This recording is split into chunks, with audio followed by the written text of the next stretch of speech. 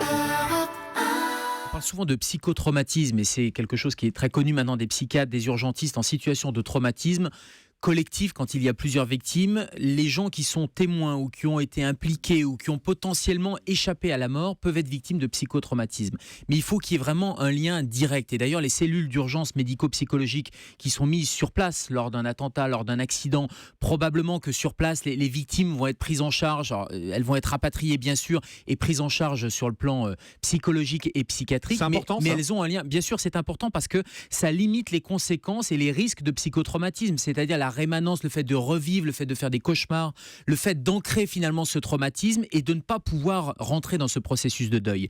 Mais ce processus-là de psychotraumatisme, il n'est pas possible quand vous regardez simplement des images à la télévision ou quand simplement vous écoutez à la radio ces informations qui nous touchent, qui nous heurtent. C'est effectivement quelque chose de dramatique, mais en tout cas, on ne peut pas être victime d'un psychotraumatisme si on n'a pas été témoin direct ou impliqué directement ou vraiment dans la mouvance extrêmement proche. Et ça, c'est important à dire. Après, ça ne veut pas dire que les enfants qui regardent ces images ou les gens ne sont pas touchés. Bien sûr qu'on est tous touchés à titre personnel, mais on ne peut pas être psychologiquement blessé ou traumatisé. Ouais, ce qui est terrible, en fait, c'est pour les gens également qui étaient sur place, qui ont regardé le drame qui s'est déroulé quasiment selon leurs yeux. Il y a une partie des équipes qui, pour le jeu, avaient les yeux bandés, donc ils ont juste eu le son et ont eu le temps d'enlever leur bandeau et de voir le drame qui était en train de se dérouler. Mais eux ont besoin d'une assistance psychologique, comme les proches. Bien sûr, ils ont besoin d'une assistance psychologique pour éviter justement que ce traumatisme-là ne dure des années. Parce qu'on sait que le psychotraumatisme, le PTSD, le traumatisme post-traumatique, comme après une guerre par exemple, et les soldats qui reviennent du combat